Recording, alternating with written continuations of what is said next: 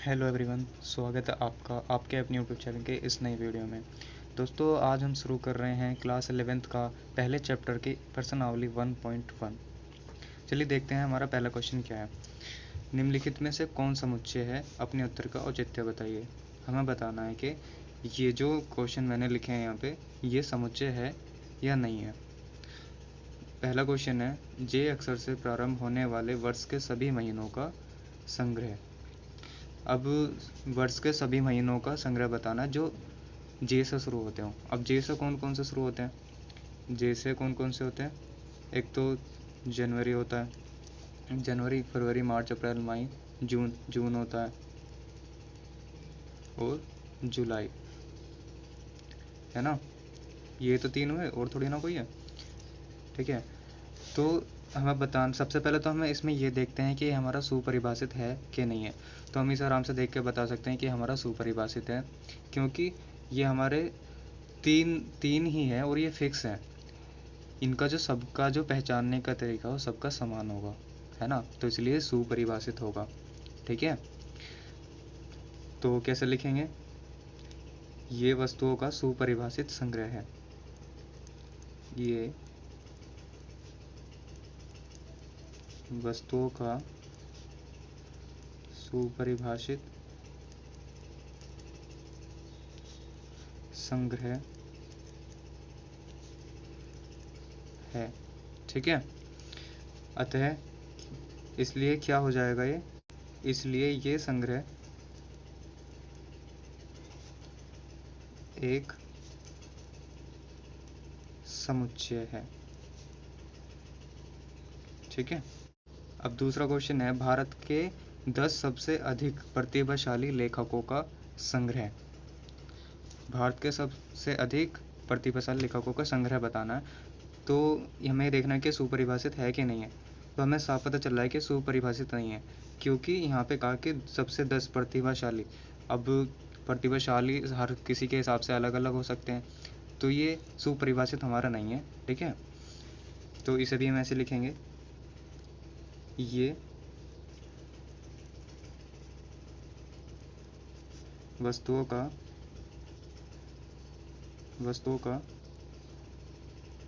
सुपरिभाषित संग्रह नहीं है, है ना। इसलिए वस्तु सुपरिभाषित संग्रह नहीं है, तो इसलिए क्या हो गया, संग्रह एक समुच्चय नहीं है। ये संग्रह एक समुच्चय नहीं है। ठीक है, चलिए तीसरा क्वेश्चन देखते हैं। विश्व के सर्वश्रेष्ठ 11 बल्लेबाजों का संग्रह। अब देखिए, ये भी हमारा सुपरिभाषित नहीं है, क्योंकि विश्व के सर्वश्रेष्ठ अलग अलग हो सकते हैं और बदलते रहते हैं। क्योंकि अगर आज विराट कोहली तो कल दूसरा होगा, है ना, कल कोई और था, तो चेंज होते रहते हैं, है ना। यहाँ पे जो हर किसी के हिसाब से जो इनका पहचानने का तरीका है वो अलग अलग हो सकता है ना, तो इसलिए हमारा सुपरिभाषित नहीं हुआ। ये वस्तुओं का सुपरिभाषित संग्रह नहीं है, इसलिए ये संग्रह एक समुच्चय नहीं है। ठीक है, और फोर्थ क्वेश्चन है, आपकी कक्षा के सभी बालकों का संग्रह। अब बताइए सुपरिभाषित होगा कि नहीं होगा। अब देखिए, आपकी कक्षा में मान लिया 20 बच्चे हैं। ठीक है, तो आपको पता होंगे कि वो 20 बच्चे हैं, कोई दूसरी क्लास का बच्चा उसमें आके नहीं बैठ सकता, है ना। अगर आके बैठ भी गया तो इस क्लास का थोड़ी ना हो जाएगा। ठीक है, तो ये हमारा सुपरिभाषित है। ठीक है, क्योंकि हम यहाँ पे पहचानने का सबका तरीका समान है ना। तो ये वस्तु का क्या है, सुपरिभाषित संग्रह है। ये वस्तुओं का सुपरिभाषित संग्रह है। ठीक है, इसलिए ये संग्रह एक समुच्चय होगा, है ना, एक समुच्चय है। ये वस्तु का सुपरिभाषित संग्रह है। ठीक है, अब फिफ्थ क्वेश्चन है हमारा, 100 से कम सभी प्राकृत संख्याओं का संग्रह। अब 100 से प्राकृत सभी संख्याओं का संग्रह तो हम आसानी से बता सकते हैं, है ना। प्राकृत संख्याएं कहाँ से शुरू होती हैं? 1 से शुरू होती हैं। तो क्या लिख सकते हैं हम इसको, जैसे 1 से शुरू हुई तो प्राकृत 100 से कम सभी प्राकृत संख्याओं का, है ना, सब प्राकृत संख्या कहाँ से होगी? 1 2 3 ऐसे चलती जाएंगी, है ना। वो कहाँ तक जाएंगी? 99 तक। ठीक है, तो यहाँ पे जो हमारा सब पहचानने का तरीका हो सबका समान होगा, है ना, तो इसलिए हमारा सुपरिभाषित हो जाएगा। ये वस्तुओं का सुपरिभाषित संग्रह है ना, इसलिए ये संग्रह एक समुच्चय है। ये संग्रह एक समुच्चय है। ठीक है, चलिए नेक्स्ट क्वेश्चन देखते हैं, 6th क्वेश्चन, लेखक प्रेमचंद द्वारा लिखित उपन्यासों का संग्रह। तो अब देखिए यहाँ पे सुपरिभाषित हो जाएगा, क्यों? क्योंकि यहाँ पे हमें लेखक का नाम दे दिया है। जब लेखक का नाम दे दिया तो उसके जितने भी उपन्यास हो गए अब तो वो फिक्स होंगे, है ना। अगर वो खाली लेखक देता, कोई लेखक का नाम नहीं देता, तो हमारा सुपरिभाषित नहीं होता, क्योंकि बहुत सारे अलग अलग यहाँ पे सबके फिर पहचानने के तरीके अलग अलग हो जाते, है ना। तो यहाँ पे प्रेमचंद नाम दे दिया तो इसलिए हमारा सुपरिभाषित होगा। ये वस्तुओं का सुपरिभाषित संग्रह है। ये वस्तुओं का सुपरिभाषित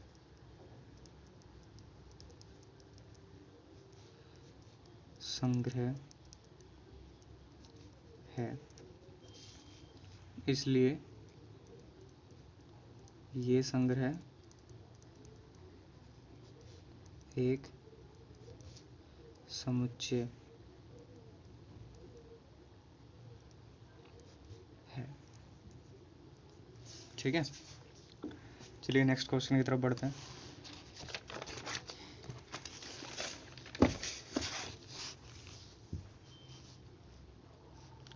देखिए नेक्स्ट क्वेश्चन है, सभी संपूर्णांकों का संग्रह। यहाँ सभी संपूर्णांकों का संग्रह हमें बताना है, तो हम तो बता सकते हैं कि सभी संपूर्णांकों का संग्रह कहाँ से शुरू होता है? 2 से, है ना। 2 4 6 ऐसा बढ़ता जाएगा, कहाँ तक जाएगा? अनंत तक जाएगा, है ना। तो यहाँ पे क्या रहा है, सबका जो पहचानने का तरीका है सबको समान है, सबको पता है कि यही वाली सम संख्या ही होती है ना। तो सबका आंसर अलग अलग नहीं होगा ना, तो इसलिए ये हमारा सुपरिभाषित संग्रह हो जाएगा। ठीक है, लेकिन ये इन्फिनिटी तक जा रहा है। ठीक है, लेकिन ये सुपरिभाषित संग्रह है, अतः ये समुच्चय भी है। ये वस्तुओं का सुपरिभाषित संग्रह है। ये वस्तुओं का सुपरिभाषित संग्रह है। ठीक है, इसलिए ये संग्रह एक समुच्चय है। ठीक है, नेक्स्ट क्वेश्चन है, इस अध्याय में आने वाले प्रश्नों का संग्रह। अब देखिए इस अध्याय में आने वाले प्रश्नों का संग्रह तो हम आसानी से बता सकते हैं कि अगर मान लीजिए इसमें 5 क्वेश्चन है तो हम आसानी से बता सकते हैं कि 5 क्वेश्चन है इसमें, है ना। तो सबका पहचानने का तरीका समान होगा, इसलिए सुपरिभाषित हमारा संग्रह हो जाएगा। ये भी हमारा सुपरिभाषित संग्रह है। ये इसको सुपरिभाषित संग्रह है, इसलिए ये संग्रह एक समुच्चय है। ठीक है। अब नेक्स्ट क्वेश्चन है, विश्व के सबसे अधिक खतरनाक जानवरों का संग्रह। अब विश्व में तो ऐसा बहुत सारे खतरनाक जानवर है ना, तो हम बता नहीं सकते हैं कि कौन कौन से हैं। अगर मैं कुछ और बताऊंगा तो दूसरा कुछ और बताएगा, है ना। तो यहाँ सबका जो पहचानने का तरीका है वो अलग अलग है। तो जब अलग अलग होता है तो हमारा सुपरिभाषित नहीं होता है। तो क्या लिखेंगे, ये वस्तुओं का सुपरिभाषित संग्रह नहीं है। ये वस्तुओं का सुपरिभाषित संग्रह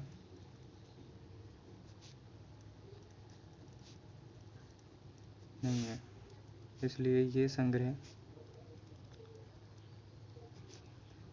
एक समुच्चय नहीं है, है ना।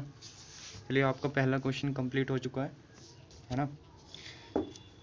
अब दूसरा क्वेश्चन है, मान लीजिए ए बराबर, हमें सेट दिया है ए बराबर 1 2 3 4 5 6 रिक्त स्थानों में उपयुक्त प्रतीक, इसको क्या बोलते हैं, बिलोंग्स टू अथवा डज नॉट बिलोंग्स टू। ठीक है।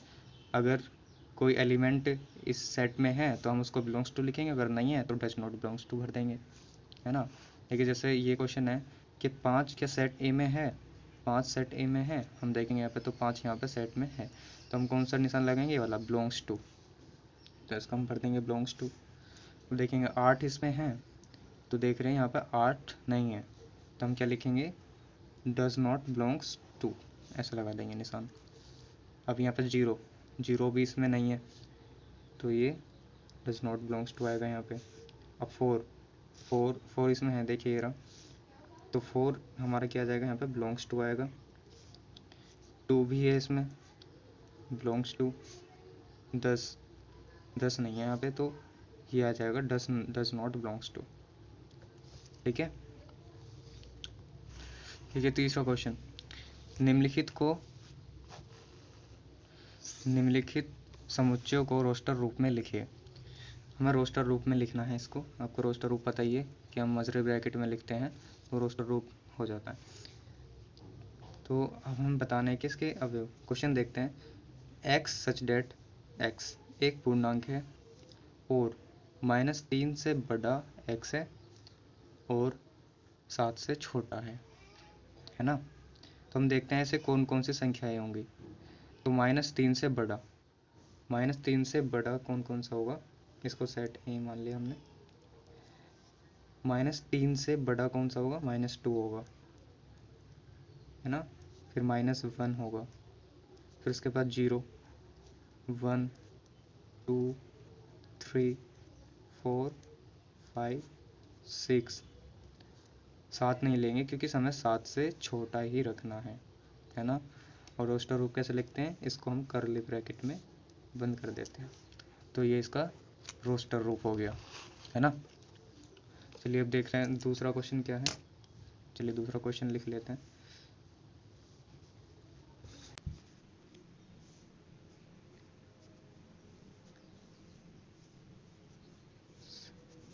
संख्या 6 से कम।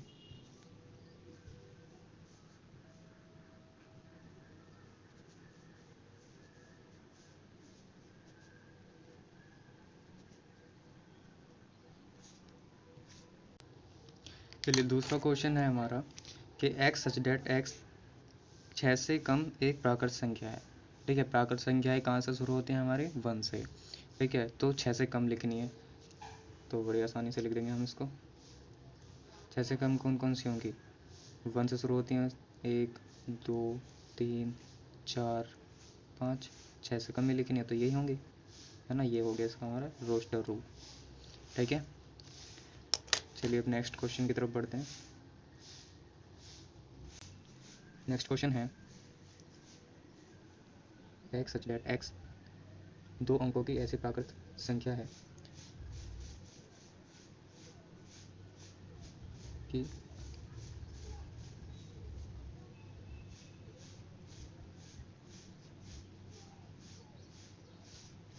जिसके अंकों का योगफल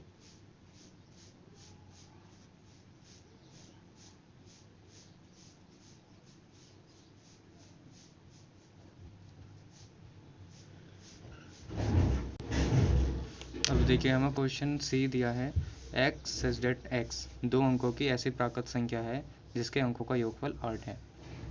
तो ये कैसे करना है, यहाँ पे पहले कहता हो तो हमें प्राकृत संख्या लेनी है और संख्या ऐसे लेनी है, वो भी दो अंकों की लेनी है सिर्फ, और उनका योग आपस में 8 होना चाहिए, है ना। कैसे होना चाहिए 8, जैसे c बराबर 1 और 7 कॉमन ही लगाएंगे यहाँ पे, दोनों का योग कितना हो गया यहाँ पे, और दोनों के जोड़ेंगे कितना आएगा 8, ठीक है।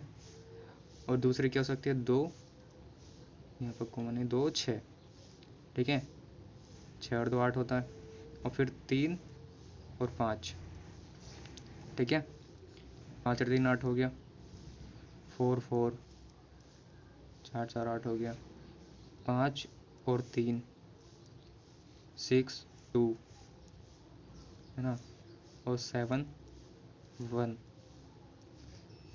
ठीक है, ये हो सकते हैं। और 8 0 भी तो हो सकता है ना, इन दोनों को जोड़ेंगे तो 8 ही आएगा, 8 + 0। और 0 8 क्यों नहीं होगा, क्योंकि दो अंकों की पूछा है, तो जब 0 शुरू में लगाएंगे तो एक ही संख्या की मानी जाती है ना।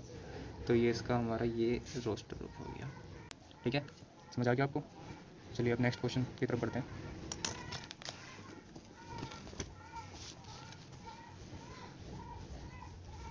चलिए फोर्थ क्वेश्चन, d बराबर x सच दैट x एक अभाज्य संख्या है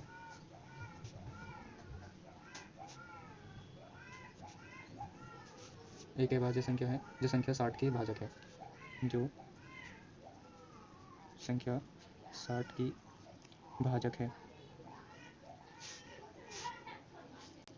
ठीक है। फोर्थ क्वेश्चन है हमारा कि x सच दैट x एक अभाज्य संख्या जो संख्या 60 की भाजक है, ठीक है।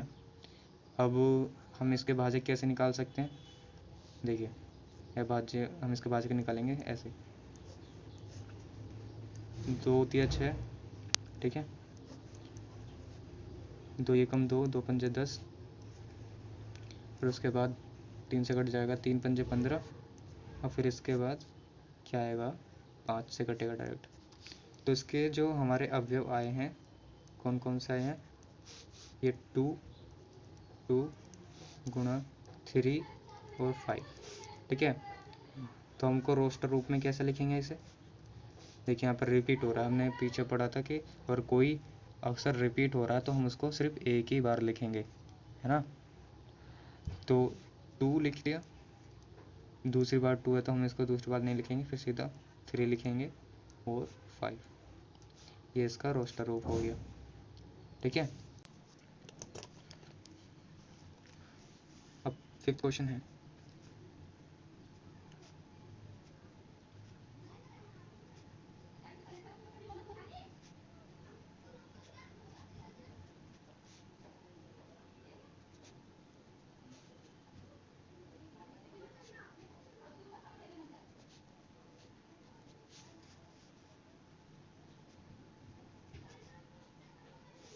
देखिए अब फिफ्थ क्वेश्चन है ट्रिग्नोमेट्री शब्द के सभी अक्षरों का समुच्चय, ठीक है। तो ये भी हमारा बिल्कुल ऊपर वाले की तरह है कि यहाँ पे हमारा कोई भी अक्षर रिपीट नहीं होना चाहिए, है ना।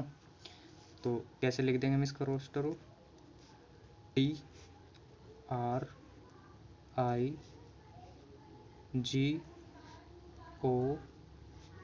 है ना, N नहीं आया अभी, O देखिए पहले आ चुका है तो हम इसको नहीं लिखेंगे, और M नहीं आया अभी, M, उसके बाद E भी नहीं आया अभी, तो ME, फिर T पहले आ चुका है और R भी पहले आ चुका है, तो इसलिए फिर सीधा क्या आएगा Y आएगा, है ना। चलिए यहाँ पर हम कॉमा लगाएंगे इसमें क्योंकि रोस्टर रूप लिख रहे हैं, तो ये हमारा रोस्टर रूफ हो गया, TRIGONMEY, ठीक है, ये इसका रोस्टर रूफ हो गया। अब इसका नेक्स्ट क्वेश्चन है पार्ट 6।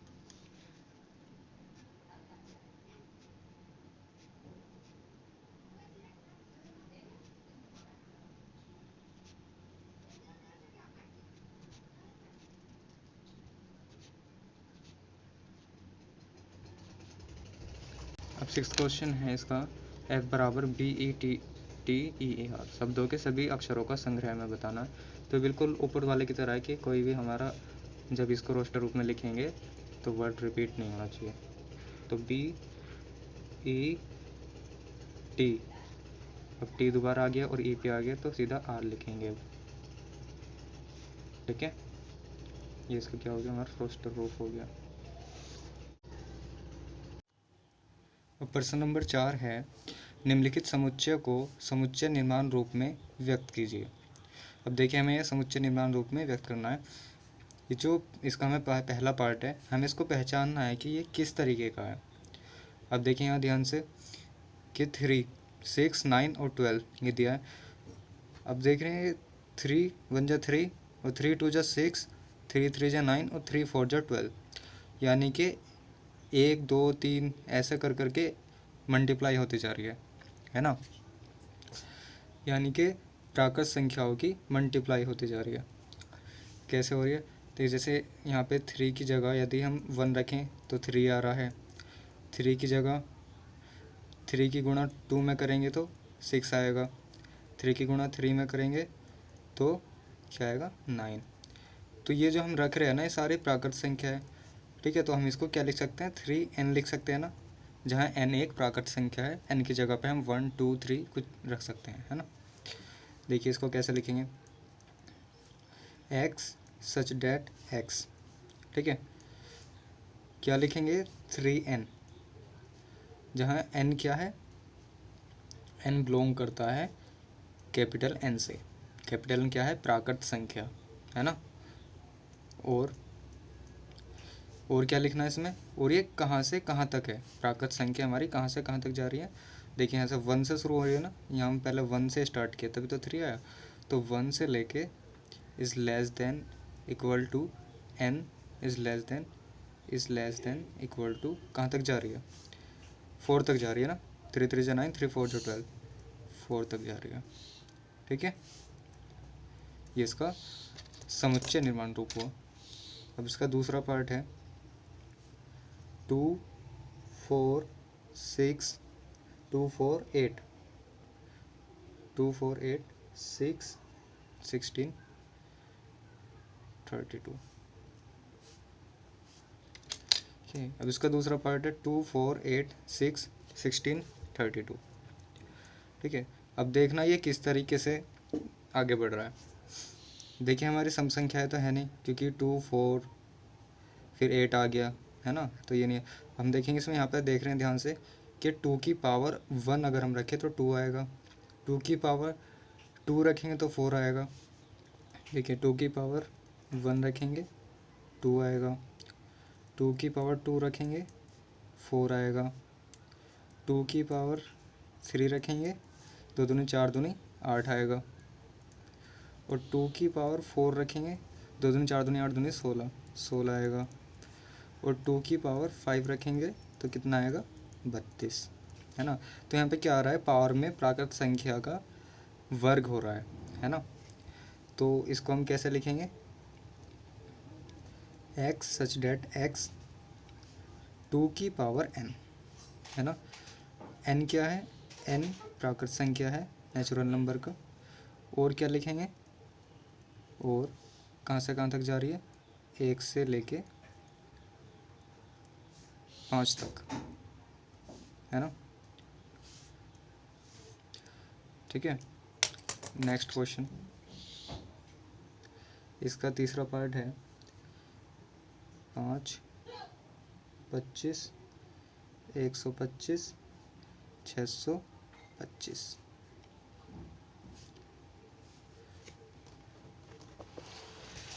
ये भी बिल्कुल ऊपर वाले की तरह ही है।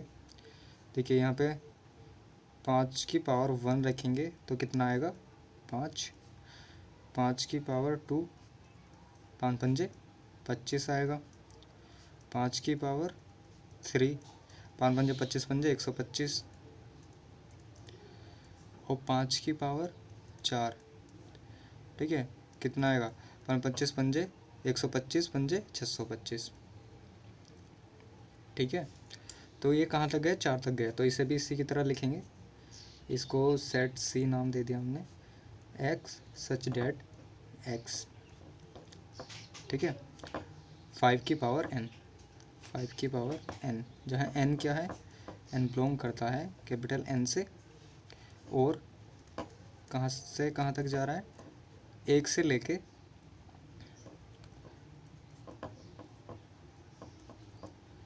4 तक, है ना, 4 तक जा रहा है। देखिए जो निशान है ना, इक्वल टू का निशान है, मतलब ये इसके बराबर भी है ना। अगर ये इक्वल टू का निशान नहीं होता तो हम, इसका मतलब ये होता है कि 1 से बड़ा रखना है, 1 नहीं रखना है। अब यहाँ पे इक्वल टू का निशान मतलब 1 भी है ना, ठीक है। ये इसका उत्तर हो गया। अब इसका पार्ट 4 है,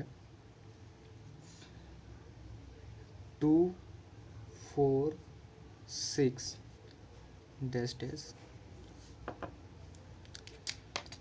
अब देखिए इस क्वेश्चन में 2 4 6 8 ये ऐसा बढ़ता जा रहा है, यानी कि सम संख्याएं है ना, सम प्राकृत संख्याएं हैं। प्राकृत संख्याएं क्यों है, क्योंकि ये पॉजिटिव वाली है, 1 से ऊपर वाली है, और सम संख्याएं हैं, है ना। तो इसको हम डी नाम दे देंगे। तो इसको कैसे लिखेंगे, एक्स सच डेट एक्स एक सम प्राकृत संख्या है, एक सम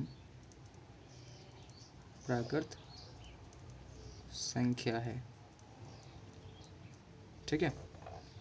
बस इतना ही करना है, क्योंकि सारी सम संख्याएं हैं इसलिए लिख दें एक्स एक सम प्राकृत संख्या है। उसका 5th पार्ट है 1 4 9, ठीक है, और ये कहाँ तक जा रहा है, 100 तक, ठीक है। अब देखिए यहाँ पे क्या हो रहा है, देखिए 1 का स्क्वायर करेंगे तो कितना आएगा 1, 2 का स्क्वायर करेंगे कितना आएगा 4, 3 का करेंगे 9, 4 का करेंगे 16। तो ऐसे बढ़ता जा रहा है। कैसे बढ़ रहा है देखिए, 1 का स्क्वायर है ना, 2 का स्क्वायर, 3 का स्क्वायर, ऐसा बढ़ता जा रहा है। कहाँ तक जा रहा है, 10 के स्क्वायर तक जा रहा है ना, ऐसे जा रहा है ना। तो हम इसको कैसे लिखेंगे, इसको हम लिखेंगे एक्स सच डेट एक्स, ठीक है। क्या है ये, प्राकृत संख्या है, तो क्या लिखेंगे एन का स्क्वायर, क्योंकि सबका स्क्वायर हो रहा है, और एन क्या है, एन एक प्राकृत संख्या है, और कहाँ से कहाँ तक जा रही है, 1 से लेके 10 तक, ठीक है। हमारा 4th क्वेश्चन कंप्लीट हो गया, ठीक है। अब चलिए नेक्स्ट क्वेश्चन की तरफ बढ़ते हैं।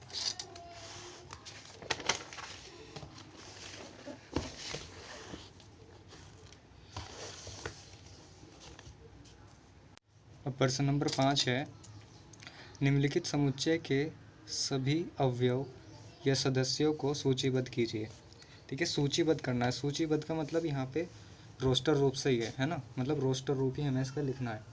हमें इसका पहला पार्ट दिया है, एक्स सच डेट एक्स एक विषम प्राकृत संख्या है, ठीक है, विषम प्राकृत संख्या है। तो विषम संख्याएं कौन सी होती है, प्राकृत 1 से शुरू होती है, और विषम लिखनी है तो 1 3 5 7, है ना। तो ऐसे कहाँ तक जाएगी, अनंत तक जाएगी, है ना, ठीक है। बस हो गया इसका रोस्टर रूप। और दूसरा पार्ट,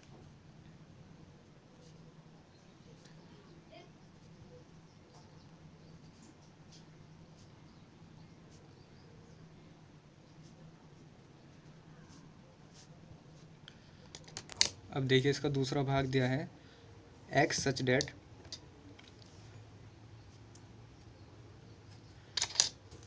एक्स सच डेट एक पूर्णांक है minus 1/2 is less then x. अब देखिए यहाँ पे इसका मतलब क्या है, माइनस 1/2 का मतलब क्या होता है, 0 माइनस 0.5, 0.5, ठीक है। और इसका मतलब क्या है, 4.5, है ना। तो हमें क्या लिखनी है, एक पूर्णांक संख्या लिखनी है यहाँ पे। देखिए इससे बड़ी पूर्णांक यानी कि जो पूर्ण संख्या हो, है ना, मतलब ऐसे दशमलव में नहीं लिखनी है, ठीक है। तो जब हम इसे नंबर लाइन पे देखेंगे तो यहाँ पे 0, यहाँ पे 1, ठीक है, ये माइनस में -1 और ये 0, फिर 1 2 1 2 3 4 और यहाँ आ जाएगी 4.5, ठीक है। अब देखिए माइनस ये इसका आधा है तो -1/2, तो इसके बाद तो पूर्ण क्या है, 0 है ना। तो कौन कौन सी हो जाएगी, इसका जो रोस्टर रूप होगा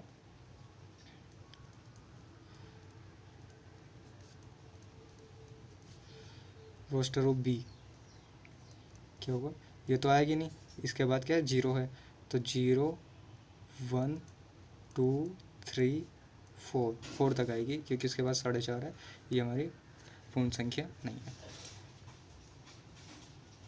ठीक है। ये इसका रोस्टर रूप हो गया या सूचीबद्ध, ठीक है, ये सूचीबद्ध कर दिया हमने इसको। नेक्स्ट क्वेश्चन है,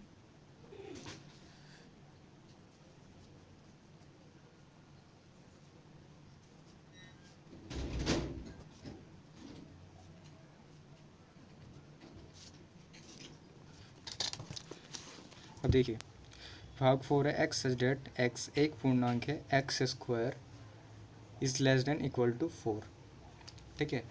यहाँ पे देखिए हमें क्या करना, पूर्णांक संख्या कौन कौन सी होती है, जो मतलब जिसमें दशमलव ना हो, 1/2 ना हो, पूर्ण संख्या हो, जिसमें इसमें हमारी माइनस भी आ जाती है, -3 -2 -1 0 1 2 3, है ना।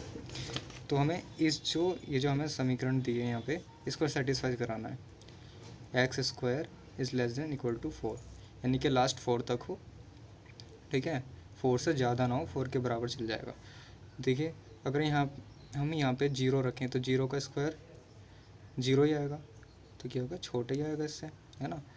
1 का स्क्वायर ये भी छोटा आएगा इससे, 2 का स्क्वायर ये भी छोटा आ जाएगा, ये बराबर आ जाएगा, 2 2 4, 3 नहीं रख सकते क्योंकि वो इससे ज़्यादा हो जाएगा, ठीक है। तो इसका रोस्टर रूप सूचीबद्ध क्या हो जाएगा, इसी तरह से माइनस में भी आ जाएंगे, है ना। जब माइनस का स्क्वायर करेंगे तो कितना है, प्लस में ही आएगा, तो -2 -1 0 1 2, ठीक है। चलिए अब इसका फोर्थ पार्ट है बी, एक्स सच डेट एक्स लोयल शब्द का एक अक्षर है,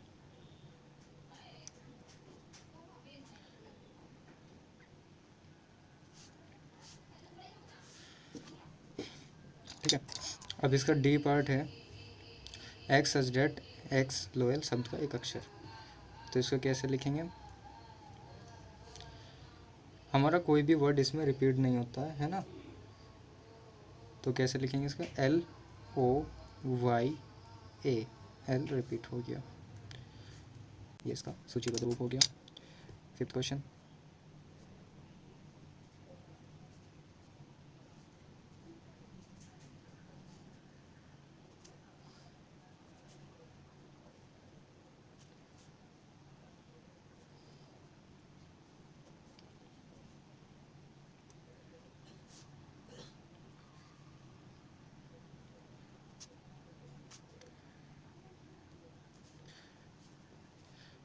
अब देखिए हमें इसमें बताना है कि एक्स वर्ष का एक ऐसा महीना है जिसमें 31 दिन नहीं होते हैं, तो हमें यहाँ पे क्या लिखना है, जिस महीने में 31 दिन नहीं होते हैं, ठीक है। तो वो तो लिख ही देंगे आराम से। देखिए जनवरी में हमारा 31 दिन होता है, फिर क्या आएगा, फरवरी, मार्च में होता है अप्रैल, जून, जुलाई अगस्त में 31 होते हैं, फिर उसके बाद सितंबर,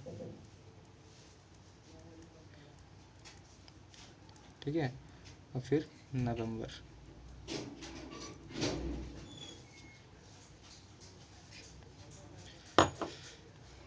ठीक है जी, चलिए हमारा 5th क्वेश्चन कंप्लीट हो गया है। अब बढ़ते हैं नेक्स्ट क्वेश्चन की तरफ।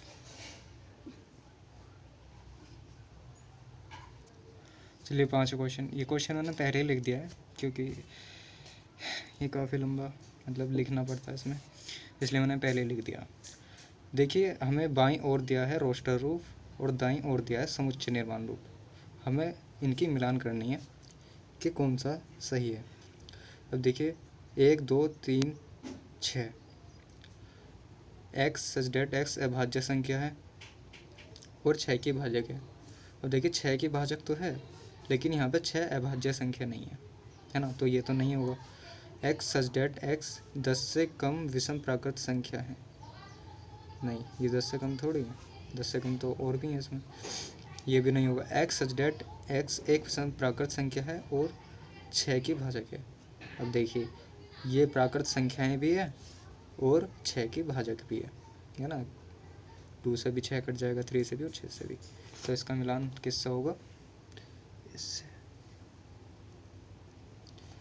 अब देखिए 2 3, ठीक है, 2 3 एक्स सच डेट एक्स अब एक अभाज्य संख्या है और 6 की भाजक है, ठीक है, ये दोनों अभाज्य संख्याएं हैं और ये दोनों 6 की भाजक भी हैं, तो इसका मिलान इससे हो जाएगा।